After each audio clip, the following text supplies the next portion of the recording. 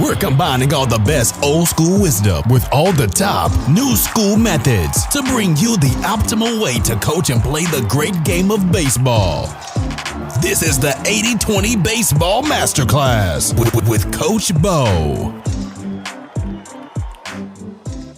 Welcome, coaches, players, parents. This is the 80-20 Baseball Masterclass with Coach Bo. This is episode number 50. If you are just starting out listening to this podcast, or this is your second or third episode, I highly recommend you go back through and listen to all the episodes that have come before this one, because they're loaded with information that is surely still useful and will continue to be useful moving forward. And also, for those of you new to this podcast, to the 80-20 Baseball Masterclass, it's designed differently than the other podcasts insofar as that I go out and curate as much wisdom and knowledge about the game as I can, and organically also design and produce strategies and tips and ways of going about being better players, better coaches, or better parents. And then I bring it all to you here in a shorter form, a 30-minute style podcast. And it's about efficiency. I'm trying to get as much information and as useful of information to you as fast as possible. So that's why the episodes move quickly. I cut out all the dead spots in here and I make sure that it moves smoothly. I work with my editor, Sam, who's fantastic. And if you want to reach out, if you want an editor like Sam, reach out, email me, and I can send you his information. I put this episode together. I put all these episodes together. I structure them. I design them. It's an ongoing process throughout the week, throughout multiple weeks, to bring you the best information in as fast a time as possible, because I know your time is precious and I know you don't have time to go listen to everything out there. And what I'm trying to do is take all that 35 years of knowledge that I have and be able to vet, filter everything that's out there and build upon it and then bring it to you here in this podcast. So with that said, if you want long form, sometimes long-winded interview podcasts, this isn't going to be what's going to fit you best. This is to make the most out of the time we have as efficiently as we can, so you can get those strategies as quickly as you can, and then go out there with your team, with your players, with your son, your daughter, and get them better quickly and efficiently in these busy days that we do have in our lives. And I do feel it takes more work. It seems to take more work. The episodes where I've interviewed like Coach Bostic, it was fantastic interviews. I did a few of those. I think out of the 50 episodes, I've done 5 interviews with Coach Bostic, Coulter Bostic, of Maximize Baseball out of San Antonio. And those are actually a lot easier for me as a host. I just script out,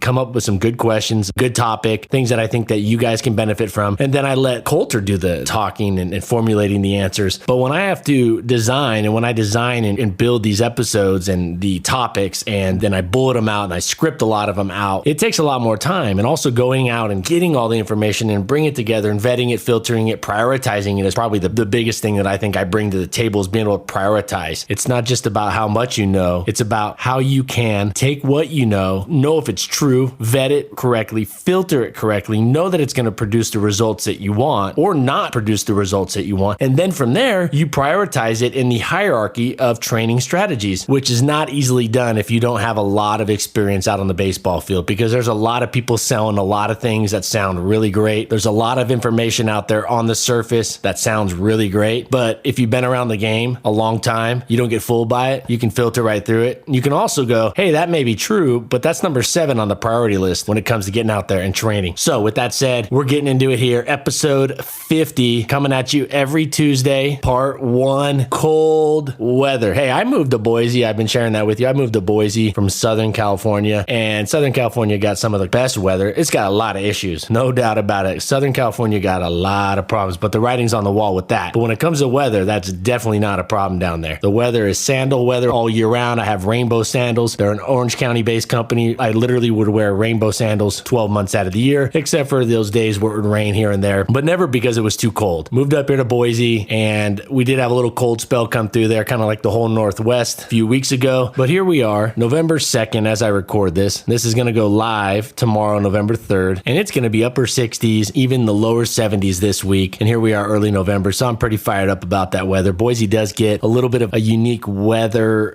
pattern, or the averages are a little unique to being this north in the country. It actually kind of, the cold weather wraps around it. So if you're familiar with the Northwest, if you ever go look at a weather map, it kind of wraps around Boise and doesn't hit Boise nearly as much, where like there's parts of Idaho that'll get 8 8-9 feet of snow, and Boise gets 19 inches of snow, which is not very much at all. And for those of you that get snow, 19 inches is not very much annually. They get 19 inches annually here, and they only get 11.5 inches of rain, which is actually less than Southern California, which is like at 12 inches of rain annually. With that said, snow, I want to share with you some cold weather strategies because a lot of you are getting into cold weather. In fact, here, we're going to get some snow. We're going to get some cold weather. Most of the country outside of the southern states have to deal with cold weather. And this is a very important time of year to train, especially as you get into December and January. It's a very important time to train because the main season, the regular season for most leagues, most areas is just around the corner, starting in February and March. Now, the first topic or the first strategy I want to share with you is the amount of warm up that you do. I don't think you should change the components of your warm up, whether it's a combination of dynamic and static. It should be a full body warm up. I don't think you should change the components. I think you should just stretch it out. Typically, even in Southern California, for years when I would train teams, I would have two phases of warm ups. I would have a 50 to 60%, 50, 60, 70% speed or intensity, depending on the weather. If it was really warm, I'd let them roll 60, 70% that first round. And then I'd have them do a second round of all the warm ups, of the complete warm up, a second round of it at 100%. Because if your players aren't at 100% when they get out there to practice, that's a bad deal. And you know what? That's a big flaw when it comes to sports training, is that the warm ups will warm players up, but they don't always. And a lot of times teams and coaches don't get their players to 100%. And 100% is something that would show up in a competitive drill where guys are pushing themselves that extra little bit. So the intensity in the warm up needs to match that intensity that's going to happen in the practice that's right around the corner, the start of the practice that's right there, the next drill, the next training drill, or the next phase of practice. So in cold weather, I recommend you have no more than 3, but possibly 3 intensity levels of your warm up. 3 intensity levels, and it's progressive. It's a progressive intensity increase. So you start your warm up. So first off, design your warm up routine. You can reach out to me. I have a warm up routine that's already built and structured all the way through, a full body warm up routine. You can reach out to me. I have that. It's for sale. You can reach out to me and we can coordinate getting that out and implement it into your practice and your routine. I recommend that you have 3 progressive intensity levels, 25%, 50 to 60%, and then 100%. It's not going to be an exact percentage unless you got some crazy electronic and technology equipment hooked up to all your guys. It's just not realistic to know exactly what percentage they are going, but a lot of it's dictated off of speed. The intensity in the warm-ups is traditionally speed, not necessarily resistance, all right? Because if you were using it in the strength and conditioning world or in the strength and conditioning part of baseball, then you would, you factor in resistance or weight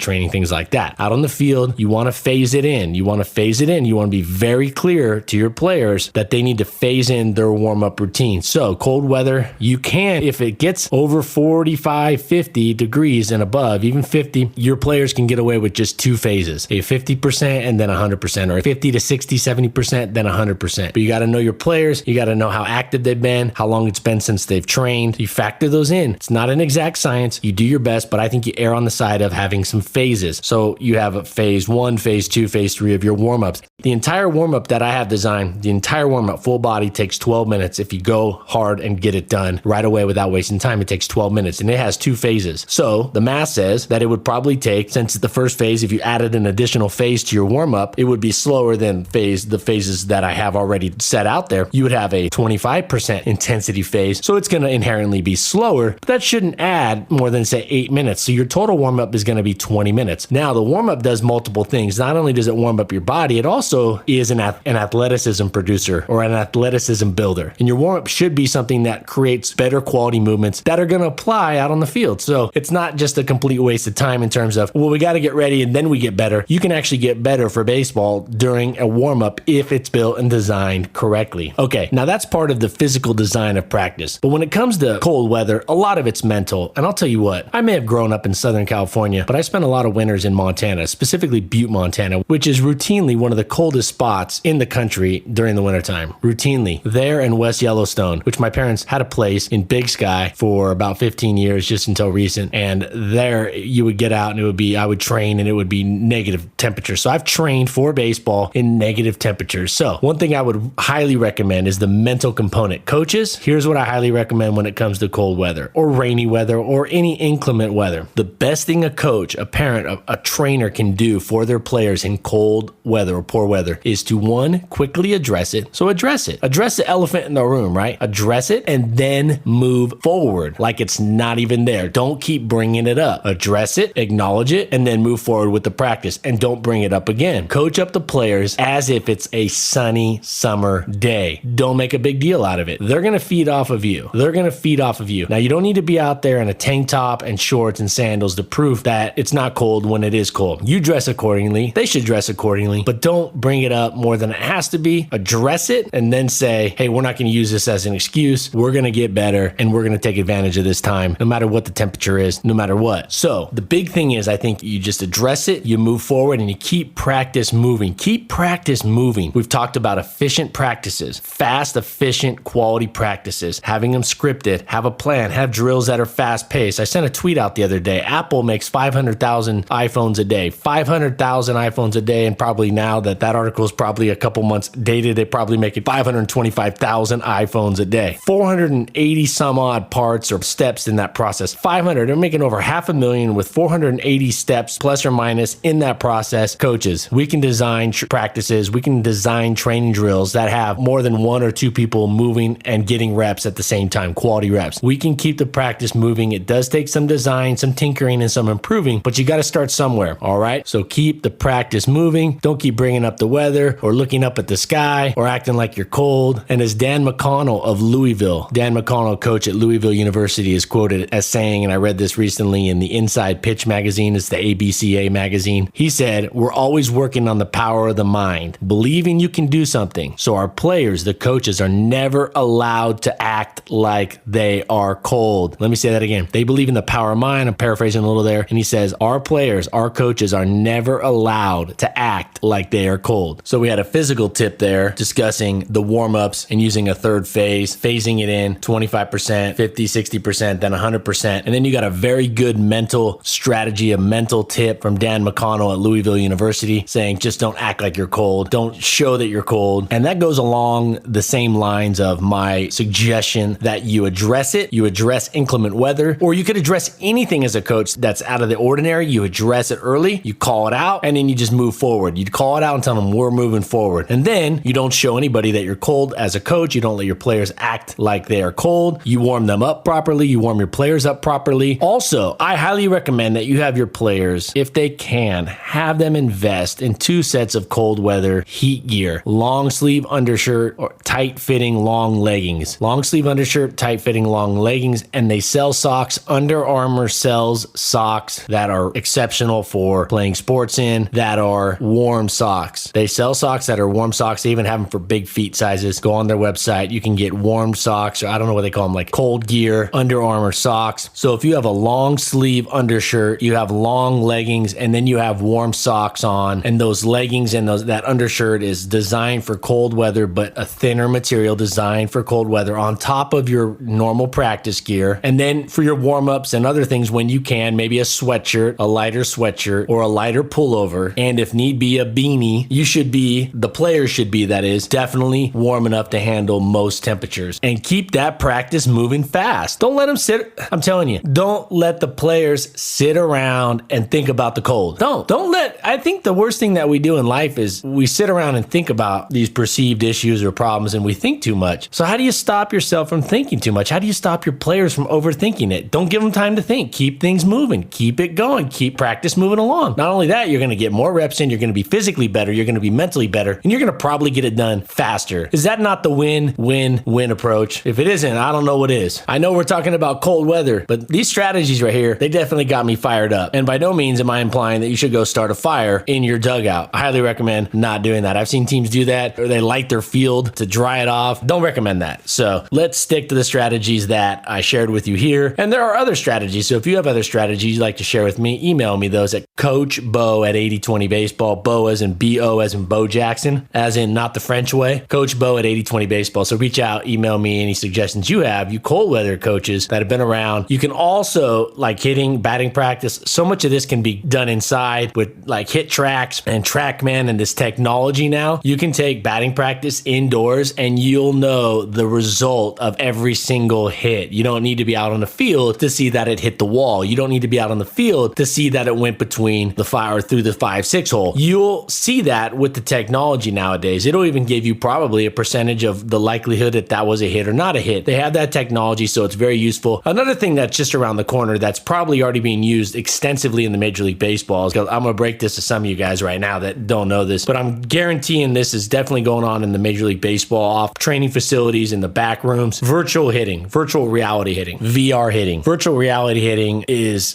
going to replace, in my opinion, is going to replace batting cages. I think it is. I think it's going to replace batting practice, personally. I think you're going to have a headset, maybe in 10 years, maybe in 20 years, who knows? I don't know how fast they're going to move with that, how much the price point is going to come down, but they're going to have headsets you can put on your players, spread them out, whether that's indoors or outdoors, spread them out, have their bat, have a sensor on the bat, or maybe some kind of wrap on the bat, or maybe a special bat, and they're going to virtually hit off other pitchers, and including pitchers like in the Major League Baseball, they're going to face, and they're already doing this with virtual reality, I guarantee it, they're already facing the pitchers from the other team in virtual reality headsets, on virtual reality headsets. And if you put a sensor on the bat that can mimic the feel of the bat hitting the ball, and then you've got it set. That's all you need. That's all you need to take batting practice off of any pitcher or any pitcher that you have footage of, or even just a template pitcher or like a default pitcher. And you can set the speed, you set the pitches on the computer, take 2 minutes, you set the speed, you set the lefty, righty, you set the height of the pitcher or whatever, you just say randomize it, and then you throw the headset on with your bat in a space enough so you could take a swing safely, and then you're just hitting off a live pitcher throwing. And you can set it, say like, hey, I want him to pitch every 10 seconds or 8 seconds or 15 seconds. I want him out of the stretch. I want him working quick. You could literally program it to mimic anything and get as many reps in as you can swinging your bat or a bat of the same size, and then a sensor on there or some kind of way to know, like, did you hit contact? I think feeling the bat hit the ball is important. You can have every single one of your guys hitting at the same time, or maybe you have one guy hitting live on the field so your defense can get the reps, and the other 3 or 4 guys, or maybe you have a group hitting, not in the batting cages, no more batting cage, right? You just have virtual reality that's going to mimic it even better. They're not going to know the difference. I don't do virtual reality gaming or anything like that, and I don't think I have any interest in really using virtual reality for the most part, but I'll tell you what, if it's the same thing as the game, if they can mimic it exactly like a game, the virtual reality, then how are you going to know the difference if you're in the batting cage or not? Why wouldn't you also want to hit versus a pitcher that's going to mimic more accurately the timing and the look? Because the pitching machines don't do that yet. They really don't. You can get the iron mics that kind of swing around, and some of these pitching machines are better than others. I get it. And some of them you can program to throw all randomized pitches, but to be able to mimic the timing off of a pitcher that lifts his leg and then goes to a release point, whether that's a short arm path, a long arm path, or whatnot, varying release points, to be able to mimic that, to have a robot to do that with a batting machine, and they're so far away from that. Now, these hitting machines are a lot better now, but I'm telling you, virtual reality is something down the road that will replace all this. Now, if you're a young coach, this is something you keep in mind as you get older, something to put in the back of your mind. But at the end of the day, it all revolves around the key part of a quality batting practice, and that is to replicate the game situation, something we've been talking about here on 80/20 Baseball for 50 episodes now. All right, now let's get out of the cold, and I'm going to give you a quick hitter, a quick tip right here. The best spot in your lineup to hit your best player, so your player that produces the most runs, not the best batting average. If you use batting average still, you need to turn a page. This is 2020. Nobody should be using batting average as a stat at all, even little leagues, because you could at minimum use OPS. At minimum use OPS. That's an easy to figure out stat. It's not 100% accurate because you have uncommon denominators, so your common denominators are not the same, but at least it's a lot better, in my opinion, at telling you which of your hitters is going to help produce the most runs, which is what's important, versus batting average. So the best spot to hit your best player is in the second position. Now, there's some caveats to that. Sometimes you have multiple good hitters, so you hit them second and third. If your best hitter is your best base runner, you may want to put him first, like Mookie Betts. All right, Mookie Betts is the Dodgers' best hitter. Mookie Betts is also the Dodgers' best base runner, so they put him in the leadoff spot. Also, Mookie has swag. Mookie's got swag, and Mookie's going to go up there, and even if Mookie gets out or strikes out or grounds out, Mookie's going to do it with some swag. So the guys coming up after him are going to follow that in a lot of cases, in a lot of ways. They're going to come up there, most likely, they're going to follow that swag into the box. There's going to be that little extra tick of confidence with the rest of your lineup when they see a guy like Mookie or one of your players that's got uber confidence get in there and not look shy, not look timid against that pitcher, especially a pitcher that's well known to be a stud in your area or in your league. So if you don't have the trifecta like Mookie Betts, the best spot to put it, percentage-wise, the best spot to put your best hitter is second. Now you might say, well, why not third? Because that second spot over the course of a 20, 30, 40 game season, including the playoffs and things like that, that second spot's likely to hit 2 or 3 more times than the third spot. So you're trying to get your hitter as many at-bats, but you're also trying to balance that with also having a runner on base in front of him that they can drive in. So that's why second seems to work the best. There's not a huge difference between second and third, and even a good hitter like Mookie, a good base runner hitting first. I wouldn't spend a whole whole lot of time with your lineup, but I would put my best hitter second, hit him second, unless he's your best base runner, your next best hitter third. And I would also try to separate slow hitter, fast hitters. So I wouldn't necessarily put a slow hitter in front of an uber fast runner. And when I say slow hitter, what I mean is a slow runner also. So once they're on a base, a slow base runner, you should not put a big discrepancy in one in front of the other. So if you have a very slow, or maybe like your top two slowest hitters, I wouldn't put them in front of, say, your top three fastest runners. All right, I'd spread them out. That doesn't mean you can't put a slower runner in front of a faster runner. That's going to happen. But what I would do is just make sure you don't hold back and kind of put the reins on some of your fast base runners by putting somebody in front of them that's not going to be able to take those extra bases or get a good jump on a pass ball or a wild pitch or steal bases. So then you're really kind of restricting the guy behind him. You see what I mean? I also wouldn't design your lineup around who's your better bunters or whatnot. To me, it's a drag bunt or a safety squeeze bunt, first and third, runners at first and third, or a drag bunt. Sacrifice bunts, this is 2020. Those are most likely almost always going to cost your team the chance of scoring more runs. They're actually going to hinder your scoring. All right, it just is what it is. It's just an old school approach. I'm all for drag bunting. I'm a huge fan of drag bunting. I think drag bunts are underutilized at all levels. In fact, I'm on record saying if I was you out there telling my hitters, giving the kind of the default setting for all my hitters is if that third baseman is playing back, or if they're shifting or doing something where they're not playing close enough to take care of that bunt, it should be an automatic drag bunt. There should be no signs. There should be no signals. It should just be known. If the hitter comes up and you've shown him in practice, if the third baseman is deeper than this, or if the third baseman is shifted to his left or towards second base to this point, and especially if you have a certain pitcher on the mound, like a righty that's falling off to the side big time, falling off to the first base side, it should just be automatic. We're drag bunting. And then you teach them how to drag bunt. Teach them how to use the line. Teach them how to use the line, and if they bunt it poorly, it would roll a little foul rather than back to the pitcher. You teach them how to bunt and drag bunt strikes. And the other thing is that gets lost is the residual effect of drag bunting, where you don't get this residual effect as much with sacrifice bunting. The drag bunt is a last second kind of surprise bunt. So the third baseman and the infielders have to play it. If they have any thought of respecting or needing to respect the drag bunt, they need to stay up until that pitch is literally across the plate, because the drag bunt happens so late. Same with the safety squeeze. It's a later show and it's almost indefensible. And the safety squeeze, I think, could work extremely well, especially first and third situations, because there's no force out at home. The safety squeeze with the bases loaded is a different ball game because there's a force out at home plate. So I'd be careful with that. You can do a safety squeeze with just a runner at third. The best opportunity, in my opinion, the best time to do is a first and third situation, runners at first and third, and you safety squeeze. A safety squeeze is simply, it's not a suicide squeeze. So the runner at third base is not stealing home and on the pitch. He's waiting to see that the bunt is down. He's not waiting more than just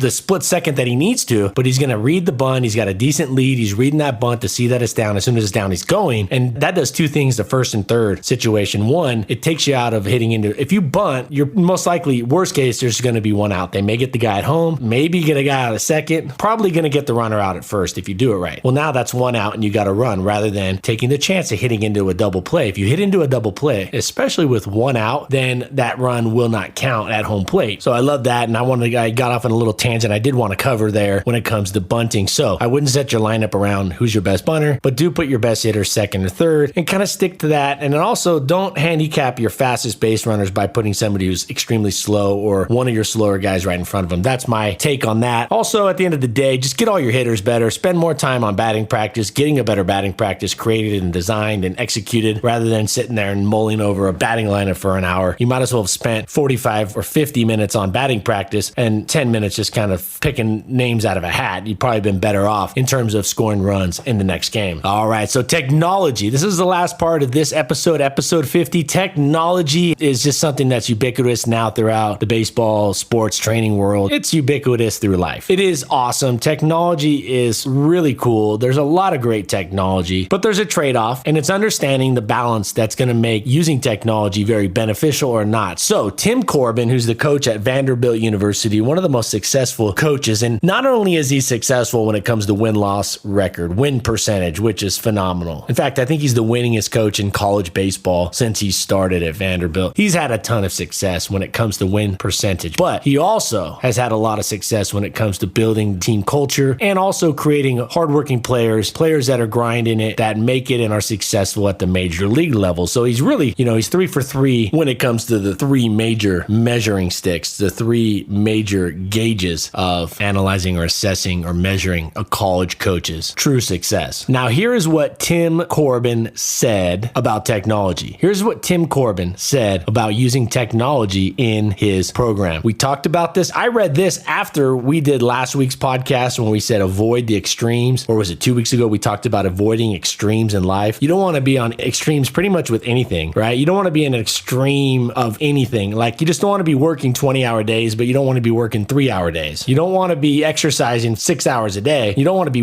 exercising 6 minutes a day. All right. It's about finding that balance. You don't want to be all cake and ice cream and no lentils, but you don't want to be all lentils and spinach and no cake and ice cream. We got to find that balance. You don't want to be all yell and scream. In fact, I don't even agree with yelling and screaming, but you don't want to be all stern and frowning at your players. You want to be friendly too. You're not their friend, but you want to be friendly. You want to compliment, you want to critique. You want to critique, you want to compliment. Then you want to discipline, then you compliment, then you discipline. There's a balance. Listen to what Tim Corbin says here. He's not all in and he's not all out when it comes to using technology to help his team get better. It's a case by case, software by software, tech by tech decision. Now, I paraphrased what he said, but he said, quote, he's not all in, he's not all out. He's looking at it like a case by case, software by software, tech by tech. He's not just using more tech to use more tech. He said this: when it comes to using technology or deciding whether to use technology to help his team be better players, to help his program win more games, Coach Corbin says that in order to implement something new or just to start using something new, it must provide clear benefit. It must provide clear value. Now, in my words, or how I'm going to explain this, is that I think it's important that we keep in mind whenever we're adding or adjusting or changing or improving anything within our training, you got to say there's benefits and values determined by three things. And these are the three things in baseball. One, does it improve? And more importantly, how much does it improve the quality of the team culture? Number two, how many runs is it going to help your team score? Well, how much is it going to help, or how much is it going to benefit your team in terms of scoring more runs? And on the flip side, on the defensive side, on the pitching side, how many runs is it going to help you? How many more runs is it going to help you prevent? How many more runs is it going to help you stop your opponent from scoring? So he doesn't look at technology as this flashy thing, and he doesn't get the shiny object syndrome with it. What he wants to know is, hey, is that going to help me prevent the other team from scoring runs? And if so, how much? Or how many runs it helps your offense or his offense score? How many more runs will it increase his offensive production, and how much so? And then the quality of the team culture, which all ties into all of that. The quality of the team culture. So is it technology? Is it something that's going to help the team culture? Now, technology is a little bit less connected with team culture than it is connected to increasing your team's run potential, run productivity, or decreasing the amount of runs your team gives up. So technology is more closely related to those two parts than the quality of the team culture. Team culture is more of a personal relationship thing, which is much harder and much further away from having a technology impact or a technology having an impact on that. Although spreadsheets, keeping track of compliments, keeping track of interactions with players, using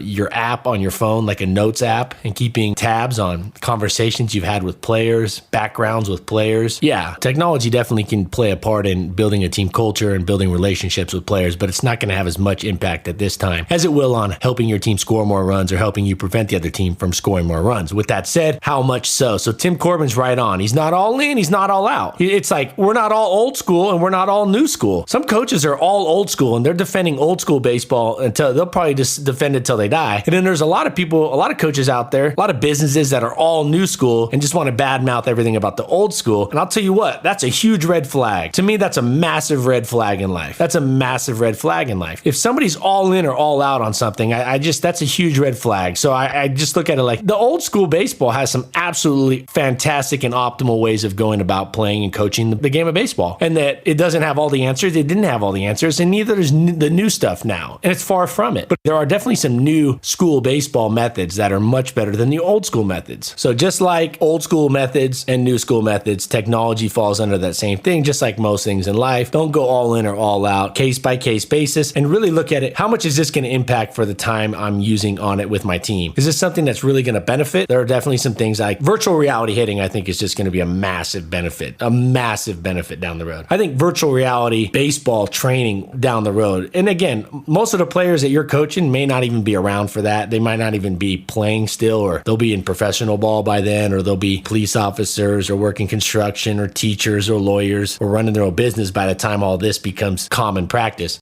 All right, my awesome listeners. You guys are awesome. The 80-20 Baseball Masterclass. Glad we could get together this week, talk some baseball. Now, go out there, take what you've learned, implement it, use it. Don't wait. Implement it, use it, get your team better. There's quite a few strategies that we covered here. Also, take care of your health, take care of your family, go make the baseball community better, and we'll see you in episode 51 that comes out next Tuesday. And in episode 51, we're going to get into preseason pitching strategies. We're going to talk strategies that you can use with your pitchers to get them better in the preseason so they can be much better pitchers when the regular season rolls around. So we're going to get into preseason pitching strategies in episode 51. This has been the 80-20 Baseball Masterclass. Take it to the field.